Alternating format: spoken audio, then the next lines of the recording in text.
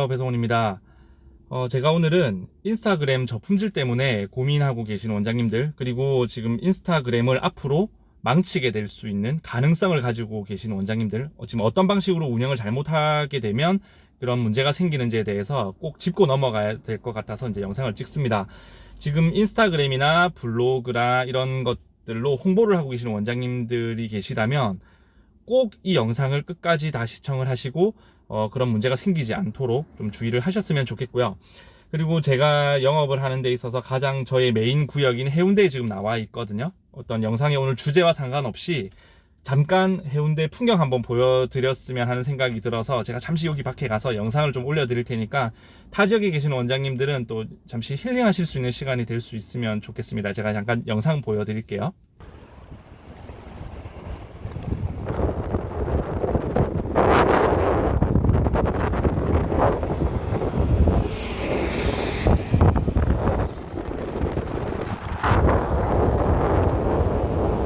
자, 영상 잘 보셨습니까? 제가 영업을 하고 있는 이 해운대가 제 메인 지역인데 여기 정말 자주 지나다니면서도 정작 저도 이런 풍경을 볼 시간이 정말 없었어요. 그래서 오늘 영상을 핑계 삼아서 저도 나가서 한번 바깥 풍경을 보고 왔는데 괜히 지금 바람이 많이 부는데 머리만 좀 많이 망치고 들어온 것 같아요. 어쨌든 멀리 계신 원장님들 부산에 저랑 미팅을 하러 오시는 분들 되게 많은데 오시면 좀 여유 있게 오셔서 이런 풍경도 좀 보고 가시면 좋을 것 같습니다.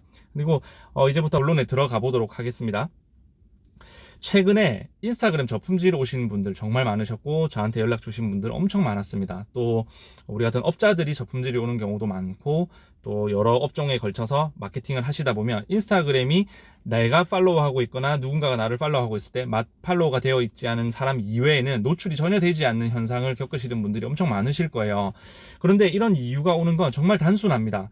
욕심 때문이에요. 제가 그 1, 2, 3차에 걸쳐서 블로그 마케팅 수업을 해드렸지만 그 원장님들은 이제 아실 겁니다. 어떻게 하면 저품질이 오고 이런 문제가 생기는지에 대해서 명확히 알고 계실 텐데 우선 첫 번째는 뭐냐면 해시태그 욕심이에요. 어떤 해시태그 욕심이냐면 예를 들어서 부산 여행을 오셨어요. 타 지역에 계신 분이 부산 여행을 오셨으면 해시태그에 부산 바닷가에서 사진을 찍으시면서 해운대 해수욕장, 해운대 맛집, 해운대 여행, 부산 1박 2일 여행 이런 식으로 이제 해시태그를 거신단 말이에요.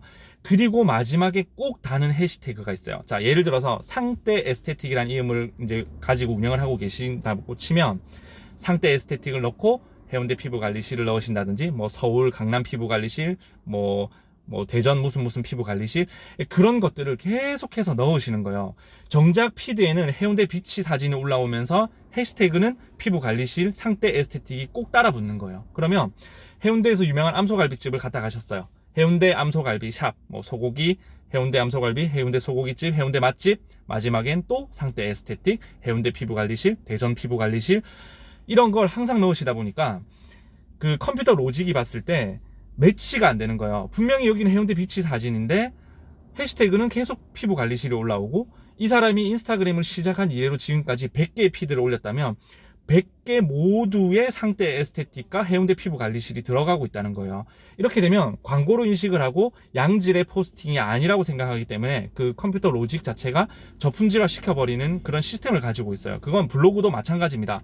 제가 블로그 수업 때도 말씀을 드리지만 블로그 제목에다가 분명히 해운대 해수욕장 혹은 해운대 암소갈비라는 제목을 썼어요. 그러면 거기에 내용을 쭉 적으시다가 꼭 밑에 오셔서는 상대 에스테틱, 해운대 피부관리실 상대 에스테틱, 대전 피부관리실 상대 에스테틱 그리고 지도까지 넣으시는 거예요. 그러면 이미 제목과 내용과 매치가 안 되는 거죠.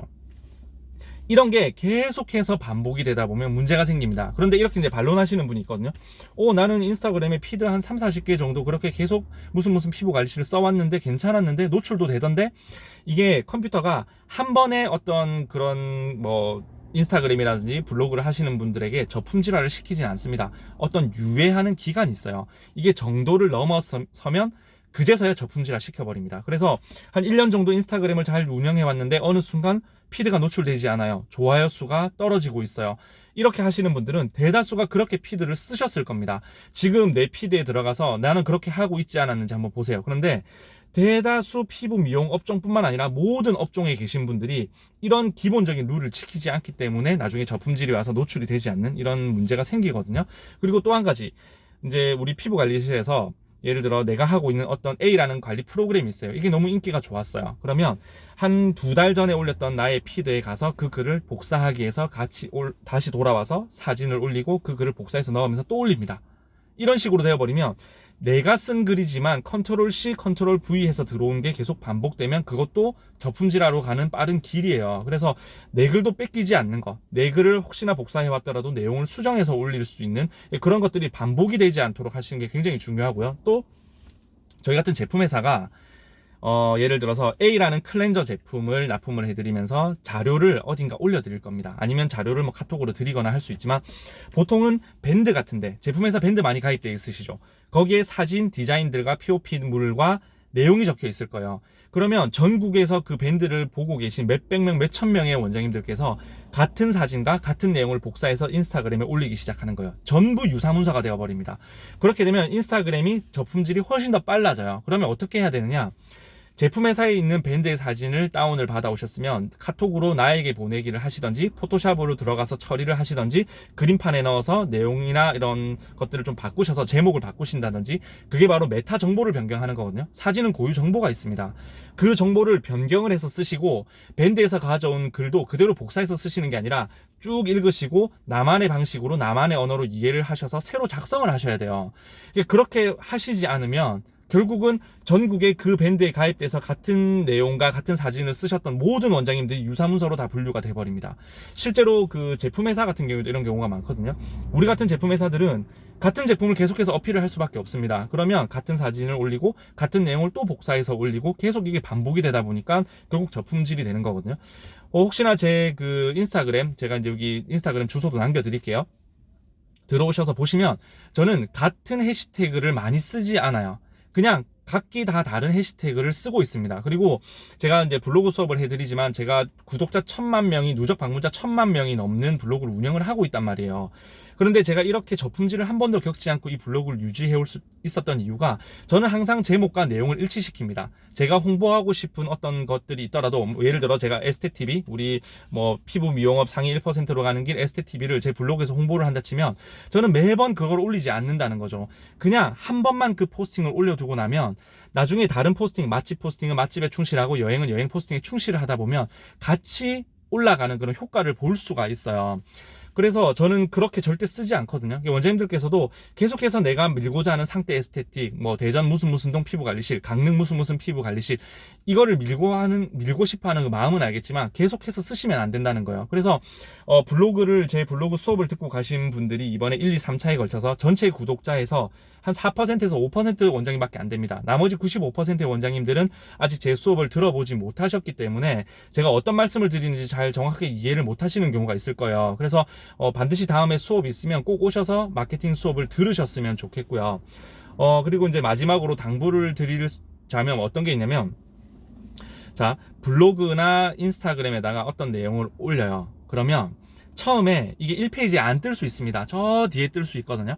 그런데 내가 다른 포스팅에 굉장히 열정을 다해서 그 내용과 사진과 해시태그가 딱 일치하도록 계속 오랫동안 장기 관리를 하시면 예전에 내가 땡땡 피부관리실, 상태 피부관리실, 대전 피부관리실, 부산 피부관리실, 해운대 피부관리실을 올렸던 내용들이 3페이지에 있던 아이들이 1페이지로 충분히 올라올 수 있습니다. 이건 제가 블로그를 직접 운영하기 때문에 알아요. 왜냐면 제가 예를 들어서 해운대 무슨 맛집을 올렸어요. 근데 이게 올렸더니 2페이지에 뜬 거예요. 이게 1페이지로 올 수 있을까요? 대다수 원장님들은 2페이지에 처음에 떴기 때문에 3, 4페이지, 5페이지로 점점 밀릴 거라고 생각하세요. 그런데 제가 예를 들어서 해운대 맛집뿐만 아니라 부산 여행에 관련된 것들 이런 다른 내용들을 열심히 잘 올리잖아요. 2페이지에 있었던 내용이 1페이지로 올라옵니다. 블로그 지수가 전체적으로 올라가거든요. 그러면 원장님들께서 전략을 짜실 수 있는 게 어떤 게 있냐면 자, 인스타그램에 피부 관리 이외에 내가 맛집을 갔던 거 여행을 갔던 거 올리고 싶으시잖아요. 그럼 올리시되 정확하게 내가 사진을 찍은 그 내용과 그 해시태그와 사진이 일치하도록 올리세요. 발리 여행을 가셨다. 발리 여행지, 발리 여행에 대한 내용, 그리고 해시태그도 발리 여행, 발리 맛집 이 정도 선에서 끝내시는 거예요. 상태 피부관리실, 대전 피부관리실, 서울 무슨 피부관리실은 쓰지 않는 겁니다. 정확하게 지금부터라도 이 영상을 보신 분들은 사진과 내용과 해시태그가 매치가 되도록 꼭 그렇게 활용을 하셔야 됩니다. 그렇지 않으면 바로 저품질이 올 거예요. 특히 지금 이번에 인스타그램에서 저품질이 되신 분들이 정말 많습니다. 내가 힘들게 키워온 인스타 홍보할 수 있는 수단인데 이게 날아가 버리면 처음부터 다시 시작하셔야 돼요. 굉장히 위험한 것이기 때문에 지금부터 욕심이 좀 나시더라도 제가 지금까지 말씀드린 거 이거 꼭 지키셨으면 좋겠고, 내년에 되도록이면 블로그 강의를 한번 오픈을 하려고 합니다. 그때 꼭 오셔서 블로그랑 온라인 마케팅 수업을 듣고 가시면 조금 더 운영을 하시는데 도움이 되지 않을까, 그런 생각이 들면서 오늘 영상은 마치도록 하겠습니다.